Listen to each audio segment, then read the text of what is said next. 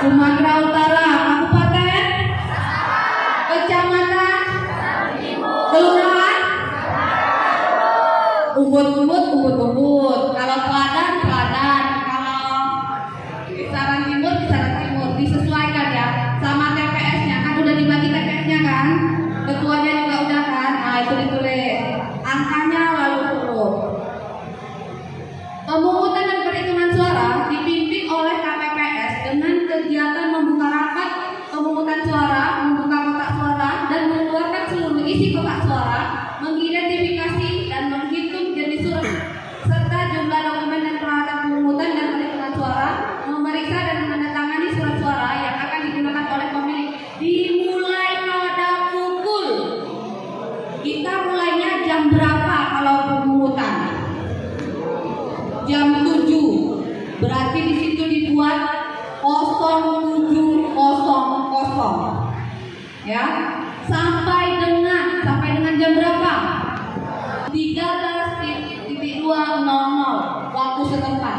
Penulisannya pukulnya itu 07.200 ya. Jangan dibuat 07.00 sebelum tanda titik 2-nya ya. Waktu setempat. Kenapa dibilang waktu setempat? Normalnya harusnya itu kan perhitungan itu di hari yang sama ketika pemungutan, dan itu normalnya. Tetapi kadang-kadang karena terlalu banyak, jadi waktunya itu kurang. Ketika kurang, apa yang dilakukan? Ada yang tahu atau tidak? Pertambahan waktu berapa lama? 2359. Maka selesai perhitungan tambahannya hanya sampai tambahan 12 jam, berarti jam 12 siang. Nggak boleh ditambah. Entah mana tahu karena udah tengah malam tidur dulu 2 jam, nanti ditambah 2 jam, itu nggak boleh. Ya, harus tanpa jeda dia jam 12 jam. Lalu rapat selanjutnya, rapat perhitungan suara dimulai pukul.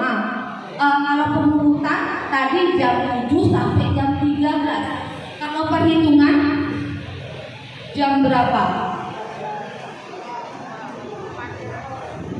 Nah, ini disarankan kalau bisa langsung setelah pemungutan jam 13 langsung. Jadi makannya itu ya nyambil katanya disuruh seperti itu. Jam 13.00 sampai dengan selesainya lah jam berapa. Lalu ini kan beda, kan ada 5 surat. Presiden, DPR RI, DPD, DPRD kabupaten, dan provinsi dan kabupaten. Jam perhitungannya sama atau enggak? Terserah. Perhitungannya kalau presiden misalnya dimulai jam 3 sampai jam 16 mungkin. Kalau DPRD berarti dari jam 16 sampai jam berapa? Disesuaikan jam hitungnya ya. Waktu setempat di hari yang sama atau setelahnya. Itu setelahnya penambahan 2 jam ya.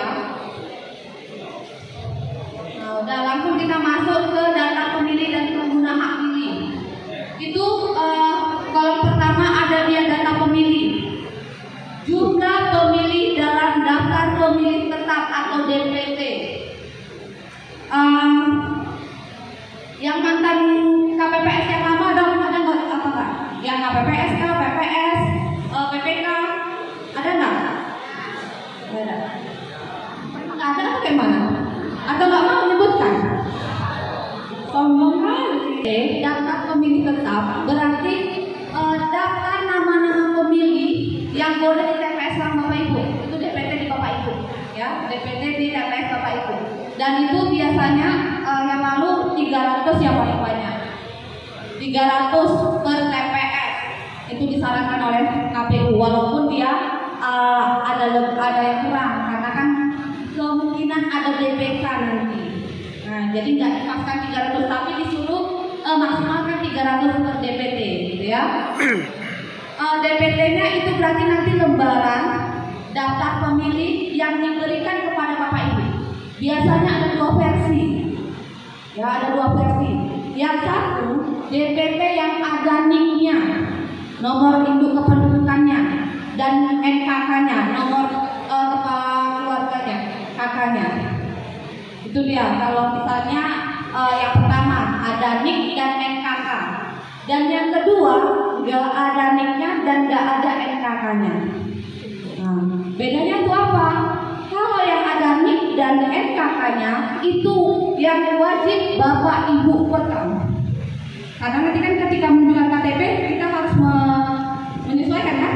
Nah, betul atau enggak?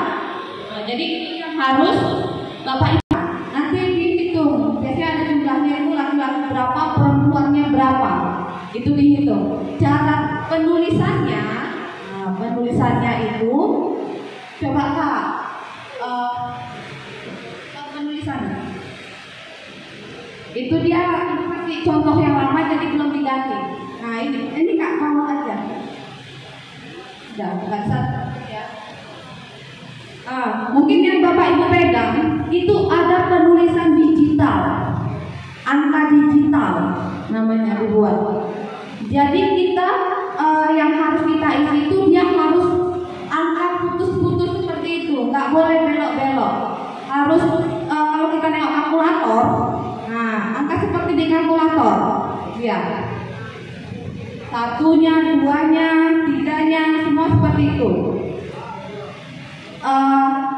Kalau dia angka 0, bisa dia diberi tanda miring ataupun tidak, itu bebas. Kalau 7 bisa 7-nya enggak atau agak miring sedikit, tapi jangan sama. Misalnya depannya sini 7, di garisnya 7-nya, jangan sampai sejajar, agak ke belakang dia sedikit. Jadi ibaratnya dibagi tengah dia, dibagi 2, 7-nya jadi tengah-tengah.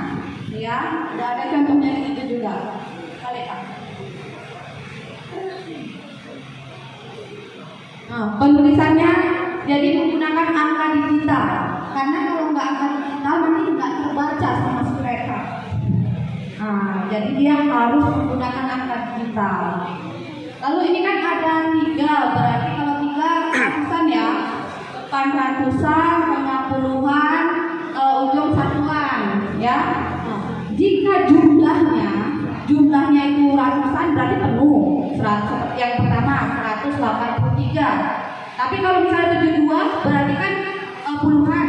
Puluhan berarti mulai dari tengah dan di ujungnya bukan dikosongkan atau bukan dibuat angka 0, tapi dibuat tanda silang. Ya, dibuat tanda silang. Ya, lalu itu totalkan aja jumlah laki-laki dan perempuan. Lalu pada poin B itu ada pengguna hak pilih. Kalau misalnya pengguna hak pilih berarti yang mana itu? Pengguna hak pilih kira-kira yang mana? Yang semua jumlahnya sama di DPT atau enggak? Yang datang nyoblos. Nah, berarti dia yang datang. Karena belum tentu semua yang ada di DPT itu datang untuk nyoblos. Ya, jadi jumlah 300, nanti mau dia datang cuma 200. Nah, itulah berarti yang pengguna hak pilihnya cuma 200. Jumlah pengguna hak pilih dalam daftar pemilih tetap. Nah, kita lihat nanti kan kita dapat 2 bar absensi untuk ini ya, nama-nama untuk daftar pemilih tetap dan daftar pemilih tambahan. Jadi yang dihitung kita lihat aja sesuai absensinya. Yang mana daftar pemilih tetap berarti jumlah yang ngabsen di daftar pemilih tetap. Ya, kalau misalnya dia daftar pemilih tambahan, siapa yang mengabsen menandatangani ataupun yang datang di nama-namanya yang ada di daftar pemilih tambahan. Jadi dibedakan. Kalau daftar pemilih tetap jumlahnya berapa laki-laki perempuan, yang tambahan itu juga berapa laki-laki dan perempuannya. Ya. Lalu ada jumlah pengguna hak pilih dalam daftar pemilih khusus. Memang ini harusnya apa dulu ya, penjelasan DPT, DPK dan DPTB dulu harusnya. Tapi nggak apa-apa sekilas saja. Kalau DPT, kalau kita buat cek DPT online, sering kan dengar gitu kan, cek DPT online. Nah, itu dia berarti daftar pemilih tetap yang ada di kelurahan atau TPS tertentu, yang namanya sudah ada KPU. Ya, kalau misalnya jumlah daftar pemilih tambahan itu dia biasanya karena pindah domisili, mungkin karena kerja, KTP-nya di kisaran, tapi DPT-nya juga di kisaran, KTP dan DPT di kisaran, tapi dia kerja di Medan, menetap di Medan, maka dia mengurus surat pindah domisilinya. Jadi sehingga dia mencoblos di daerah Medan sana. Itu dia masuk ke DPTB, DPTB, PPS yang ada di Medan. Itu dia ya. Berarti bisa dibilang ini pendatang dari luar yang masuk ke TPS kita. Itu dia. Kalau yang khusus, DPK khusus, dia tidak terdaftar di DPT. Kalau kita cek DPT online nggak ada. Di kertas yang dikasih KPU juga nggak ada. Tapi dia punya KTP di daerah kita. Misalnya dia punya KTP di Kelurahan Sumut. Tapi ketika cek DPT online dia nggak ada TPS-nya dimanapun. Maka dia termasuk dalam DPK khusus ya. Jadi nanti itu ada absensinya juga. Itulah jumlahnya berapa kita masukkan. Makanya ketika sebelum mengisi formulir ini kita harus sudah tahu jumlah yang hadirnya berapa. Jadi absensi itu sudah kita hitung duluan. Jadi tinggal pindahkan. Lalu terakhir jumlah pengguna hak pilih, totalkan aja semuanya DPT, DPTB dan DPK-nya berapa, totalkan. Laki-laki, perempuan dan jumlahnya berapa kita totalkan aja.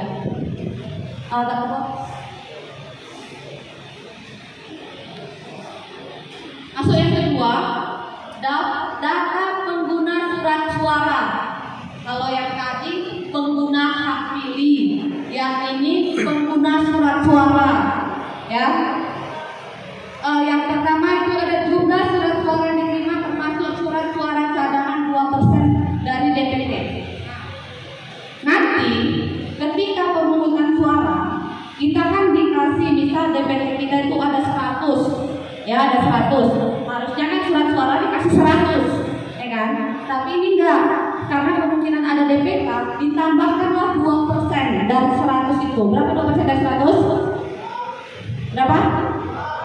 2, ya 2. Berarti kalau misalnya DPT-nya 100 ditambah 2 berarti 102. Ditaruhlah 102 di situ, ya. Lalu jumlah surat suara yang digunakan. Berarti kalau surat suara yang digunakan itu surat suara yang seperti apa? Yang dicoblos, ya. Surat suara yang dicoblos. Berarti jumlahnya berapa? Itu kenapa ada lingkaran yang katanya jumlah hak sama. Di atas kan jumlah pengguna hak pilih. Berarti kalau pengguna hak pilih ya yang nyoblos, ya kan? Yang nyoblos. Yang di bawah jumlah surat suara yang digunakan berarti surat yang dicoblos. Jadi kan wajar harus sama. Yang nyoblos sama yang dicoblos harus sama jumlahnya. Nggak boleh lebih. Kalau misalnya ada lebih berarti ada hantunya atau apa kan? Ada nyasar ya. Itu makanya dibilang jumlahnya harus sama. Lalu jumlah surat suara yang dikembalikan oleh pemilih karena saat 14 ini karena error, maka rusak surat suaranya dikembalikan. Yang nggak mungkin kita pilih, gitu kan? Kembalikan. Tapi bukan suara yang nggak sah ya. Kalau yang tidak sah kan dia udah lagi diterima. Ini enggak. Mungkin ada kerusakan, ada pencetakan yang salah, itu dikembalikan sama ke KPPS. Itu berarti dihitung berapa. Lalu ada jumlah surat suara yang tidak digunakan atau tidak terpakai termasuk surat suara cadangan. Misal tadi kan DPT ada 100, yang datang cuma 90, kan ada sisa. Sisanya 10 kan. Nah, itu dihitung berapa. Dan kalau seandainya ada sisa, itu kan udah tanda tangan KPPS semua kan? Udah ditulis. Itu harus disilang. Ya, jadi yang ada identitasnya itu disilang. Ya. Udah Kak, ada. Nah, kalau yang ini kan jumlah seluruh pemilih disabilitas. Itu kan tidak mempengaruhi jumlah suara yang lain kan. Itu hanya keterangan aja berapa yang disabilitas. Dan tanda tangan dan tangani dan diberi nama calonnya. Yuk Kak, terus Kak. Nah, stop. Tadi kan kita udah ngisi provinsinya, kabupaten, tapi ditaruh lagi Ini perlu diisi atau enggak? Wajib, ya. Jadi ini harus diisi. Walaupun tadi kita udah mengisi di depan, tetap diisi. Jadi jangan karena udah di depan tadi isi nggak usah lagi lah, nggak boleh, ya. Provinsi, kabupaten, kecamatan, kelurahan, TPS tetap diisi. Lalu ketika perhitungan agak sedikit. Ini maksudnya karena ini ketika perhitungan kalau dalam laptop biasanya atau komputer itu dia namanya penulisan T5. Tapi kalau bahasa kita bilang tulisan pagar lah itu kan. Nah, pas hitungnya berapa kita hitung, kita tulis lah. Misalnya nomor urut 1 jumlahnya 1, taruhlah 1, 2, 3 dan setiap kolom hanya 5. Ya, 5 itu ada 12, berarti kita totalkan ada 60. Dan penjumlahannya harus sesuai baris. Misalnya itu 57 nggak penuh, kalau penuh berarti 60. Kalau misalnya corak 62, duanya kan di bawah, berarti baris pertama dibuat 60, baris kedua dibuat 2. Jadi nggak ditotalkan dia 62 satu baris, enggak, dihitung dia per baris. Saya bapak ibu, lalu kalau anak sekarang kayaknya nggak ada uang lagi ya, nggak ada uang. Tapi kalau misalnya bapak ibu kayaknya ini mayoritas pernah ikut unnya, mayoritas, walaupun ada yang nggak ikut lagi. Biasanya kalau kita dulu, itu kan ada yang harus diisi. Nama kita diisi di atasnya.